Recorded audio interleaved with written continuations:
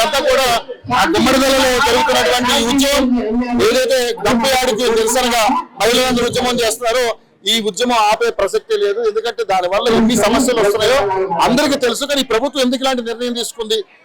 అక్కడ సంక్షేమ పరాల విషయాన్ని పక్కన పెడితే ఇలాంటివి కూడా తీసుకొచ్చి ఉన్న మా గూడు కూడా చెప్పబట్టే పరిస్థితి కనబడుతుందని చెప్పేసి మహిళలు కూడా ఆవేదన వ్యక్తం చేస్తా ఉన్నారు. ముఖ్యమంత్రి గారు దిగి రాకపోతే ఈ ఉద్యమాన్ని ఇంకా ఉర్రుతులోంచి ఇంకా ముందుకు తీసుకెళ్లి ఈ సమస్యని పరిష్కారం అయ్యేదాకా కూడా మేమందరూ రోడ్డు మీద పడుకునే ఈ సమస్యను క్లియర్ చేసుకుంటామని చెప్పేసి మహిళలందరూ కూడా మాట్లాడుతూ ఉన్నారు. ఇది మామూలు చిన్న విషయం కాదు. దాదాపుగా 152 ఎకరాల్లో జరుగుతున్నటువంటి ఈ డంప్ యార్డు కొత్తవేడు దూరంలో ఉన్నటువంటి దాదాపు 22 కిలోమీటర్ల దూరంలో ఉన్నటువంటి ఈ గుమ్మడిదల ప్రాంతంలో ఈ డంప్ యార్డు అనేది చాలా ప్రమాదకరమైనది. ఇక్కడ చాలా రకాలైనటువంటి వ్యర్థాలు వస్తాయి. అంటే మెడికల్ కి సంబంధించినటువంటి వ్యర్థాలు వస్తాయి, ప్లాస్టిక్ రకరకాలైన వ్యర్థాలు వస్తాయి. దానివల్ల చాలా ఆరోగ్య సమస్యలు వచ్చే అవకాశం ఉంది. బాడీలో ఉన్న పార్ట్స్ అన్ని కూడా ఖరాబ్ అయ్యే అవకాశం ఉంది. కాబట్టి మహిళలందరూ కూడా అక్కడ ఉన్నటువంటి అడవులు ఖరాబ్ అయిపోతున్నాయి. అదేవిధంగా మన ఏదైతే అగ్రికల్చరల్ ల్యాండ్స్ కూడా పోతున్నాయని చెప్పేసి మహిళలందరూ కూడా అంటే కూరగాయలు పండించుకునే రైతులు అందరూ కూడా ఈ రోజు పెద్ద ఎత్తున ఉద్యమం చేస్తా ఉన్నారు. సో పక్కాగా ఈ ప్రభుత్వం దిగి రావాలని చెప్పేసి వాళ్ళు కోరుకుంటా ఉన్నారు. హైదరాబాద్ కూడా 10 కిలోమీటర్ల దూరంలో లేము, మేము దగ్గరలోనే ఉన్నాము. మరి ఆయన సీఎం అట్లా చేయొద్దు. సీఎం గారు మీకు దయచేసి చెప్తున్నాము, మా గుమ్మడిదల వద్దకు రాకండి, మా మండలంకు రాకండి. మీరు మొత్తము మా నాశనం చేయకండి, మా పిల్లల్ని మనల్ని బతకనివ్వండి. ఎక్కడ మీరు దయచేసి చెప్తున్నా, మీరు బాగుండాలి, మేము బాగుండాలని మీరు కోరుకోవాలి. మా కోరిక అది ఒక్కటే. మీరు ఏ లారీ తీసుకొని వచ్చినా మా మీదకించే పోవాలి. ఏ నైట్ లో పంపించినా గానీ మేము రోడ్ల మీదనే ఉంటాం అందరం కలిసి. మొత్తానికి అయితే మహిళలు అయితే తగ్గే ప్రసక్తి లేదని చెప్తా ఉన్నారు. సో ఇంకా చాలా మంది రైతులు ఉన్నారు, రైతు సంఘాల నాయకులు కూడా ఉన్నారు. వాళ్ళందరితో కూడా మాట్లాడుతాం. ఇంకా చాలా మంది మహిళలు ఉన్నారు. అమ్మ చెప్పమ్మా,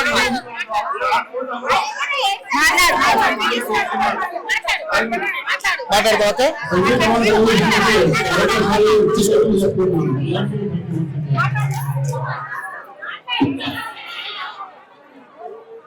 జరగండి ఒకసారి మాట్లాడతారా? ఇందాక ఎవరు మాట్లాడుతూ ఉన్నారు కదా.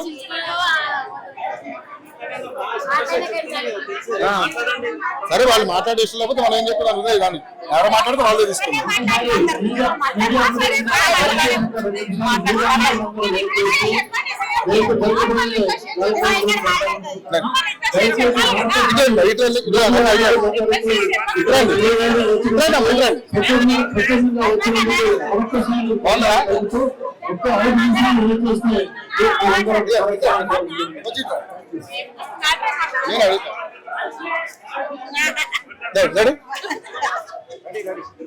చెప్పండమ్మా, ఇప్పుడు ఏంటి ఈ సమస్య? చాలా పెద్ద సమస్యగా మారిపోయింది.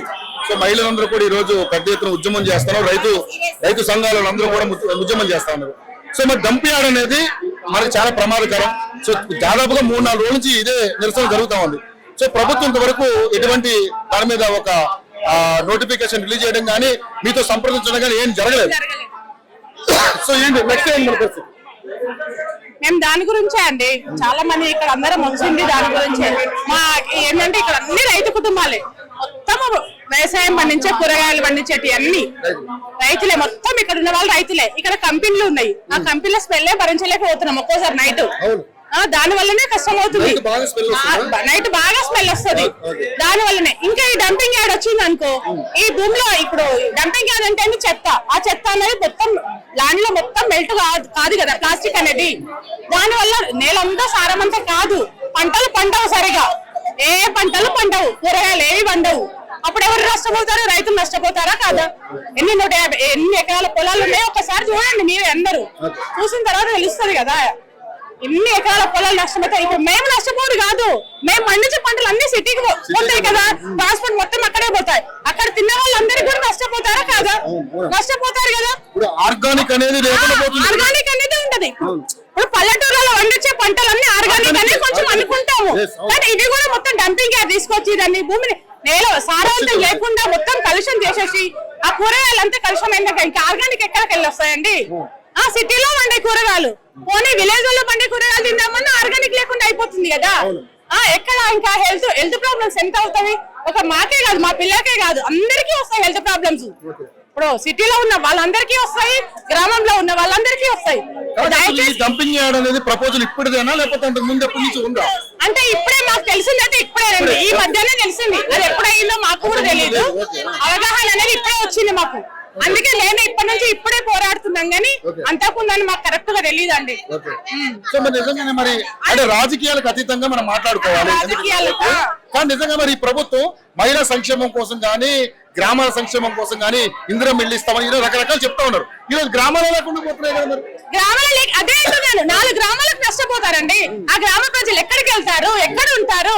ఇప్పుడు మాకు 4-5 కిలోమీటర్ల దూరం మాకే స్మెల్ వస్తాను, మేమే బాధపడుతున్నాం.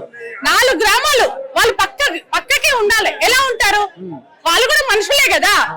కొంచెం మానవత్వంతో ఆలోచించండి గవర్నమెంట్ కూడా. రేవంత్ రెడ్డి గారు కొంచెం మీరు కూడా రైతు కుటుంబం నుంచి వచ్చిన వాళ్ళే. ఒక రైతు బిడ్డ మీరు కూడా ఒక మా సమస్యను పరిష్కరించాలని మేము కూడా కోరుకుంటున్నాం. ఇప్పుడు స్థానిక సంస్థల ఎన్నికలు వస్తున్నాయి కదమ్మా, మరి గ్రామాల్లోనే జరిగే ఎన్నికలు ఇవ్వండి ఎలా ఉండదు? గ్రామాల్లోనే జరిగే ఎన్నికలు ఇవ్వండి ఎలా ఉండదు? మేమైతే ఎన్నికలు మేమైతే ఏం ఈ డబ్బు కోసం మాత్రం మేము ఒక్కరికి కూడా ఓటు వేయము. మేము ఏది వేయము. మేమైతే అనుకుంటున్నాం అందరం అయితే మహిళలు అయితే ఒక్కరం కూడా ఓటు వేయము. మేము సహకరించాం దానికైతే. చాలా బాగుంటే 10 మంది ఊరోళ్ళు బతుకుతారు. మా ఊరు బాగుంటే 10 మంది ఊరోళ్ళు బతుకుతారు. మా ఊళ్ళో వాళ్ళందరూ ఎక్కడ పోవాలి? రైతులు మేము వ్యవసాయం చేస్తున్నాము. 10 మంది బతికిస్తున్నాం. మేము 10 మందిని బతికిస్తున్నాం. అందరినీ ఎక్కడ బతికియాలి? కూల్లో వాళ్ళు ఏమైతారు? కటింగ్ అది వేయొద్దు. రేవంత్ రెడ్డికి రిక్వెస్ట్ చేసి చెప్తున్నామండి. ఈ సమస్యను చాలా మీకు రైతు గురించి తెలుసు కాబట్టి మేమైతే రిక్వెస్ట్ చేసి చెప్తున్నాము. మీరు ఒకసారి ఆలోచించి మాకు తగిన నిర్ణయం తీసుకొని. రేవంత్ రెడ్డి గారు ఏ నిర్ణయం తీసుకున్నా ఒక సంచలనం అవుతుంది. హైడ్రా అన్నారు, కూల్చివేతలు అన్నారు, కానీ ఆపట్లేదు కదా. కూల్చివేతలు జరుగుతూనే ఉన్నాయి కదా. మరి మీ సమస్య క్లియర్ అవుతుందని అనుకుంటున్నామండి మేమైతే. ఎందుకంటే రైతుల గురించి ఆలోచించి, ఇది ఒక పంట పొలాల గురించి ఆలోచించి తను నిర్ణయం తీసుకుంటాడు, కరెక్ట్ నిర్ణయం తీసుకుంటాడు మేమైతే అనుకుంటున్నాం. ఇక్కడ సమస్య ఏంటంటే రైతుల కోసమే ప్రభుత్వం అన్నారు, రైతు ప్రభుత్వం అన్నారు, రైతులకు రుణమాఫీ అన్నారు, రైతులకి రైతు భరోసా అన్నారు. మరి రైతులు ఈ రోజు ధర్నా చేసే పరిస్థితికి వచ్చింది. ఎలా చూస్తారు? రైతులు ధర్నా చేయడం అంటే మీరు చేసే పనులు బట్టే ఉంటది. పర్యావరణ పరిరక్షణ అంటారు, ఇదేరా? పర్యావరణ పరిరక్షణ లేదు, ఏం లేదు. ఇక్కడ ఉండేది నర్సాపూర్ అడవి. మనం గాలి పీల్చుకోవడానికి అంత బాగుంటదని మేము ఇక్కడ కాదు సార్, లోకల్ కాదు, విజయవాడ నుంచి వచ్చాం. ఇక్కడే ఉంటున్నాం, ఇల్లు కూడా తీసుకున్నాం. ఇక్కడ ఏరియా బాగుందనే కదా. ఇప్పుడు మేము ఎక్కడికి వెళ్ళాలి?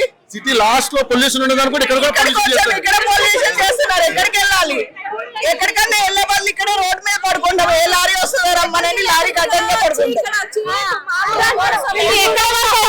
మా పిల్లలకి మేము రైతులను కూలి చేసుకొని బతికేటోళ్ళము. మేము చేనులలో ఉన్నాము, మేము కూలి చేసుకొని బతికేటోళ్ళం. ఆ కూలి కూడా లేకపోతే మా పిల్లలు మేమేం కావాలి? మరి మేము రైతులు,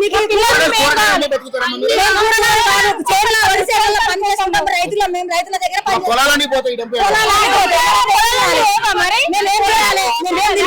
మా పిల్లలు ఎట్లా చదివించుకోవాలి?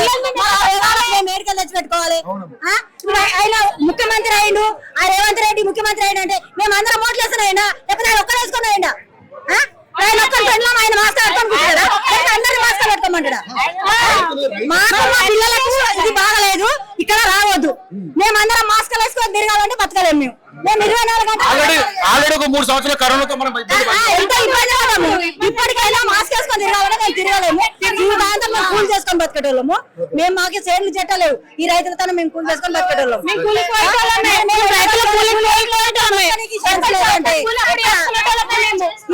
మాకేం దొరకదు. కాదు, 7 దాకా అయితే 6 దాకా అయితే రేవంత్ రెడ్డి దాన్ని కూడా తీసుకుపోతాం. మిమ్మల్ని కలిసే అవకాశం గట్టిగా ఆయన ఒకప్పుడు మాలకరే కదా, ఆయన ఒకప్పుడు మాలకరే కదా. ఆయన దానికి అందరం కలిసి వచ్చేస్తాం. అందరినీ ఒకప్పుడు ఆయన మాలకరే మనిషే కదా. దేవుడా? ఆయన దేవుడా?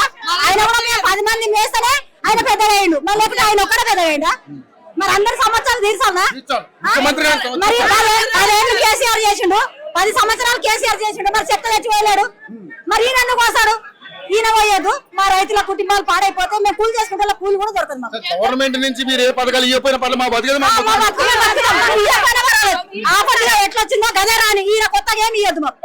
మా కొత్తగా ఏమి ఇవ్వదు ఈయన. మేము ఎట్లున్నామో అట్లాగే ఉంటాం. ఇదే రైట్. మా పిల్లలు ఆరోగ్యంగా ఉంటే చాలు. రోజు మూతి మా కష్టం బతకాలి, బతకలేము మేము.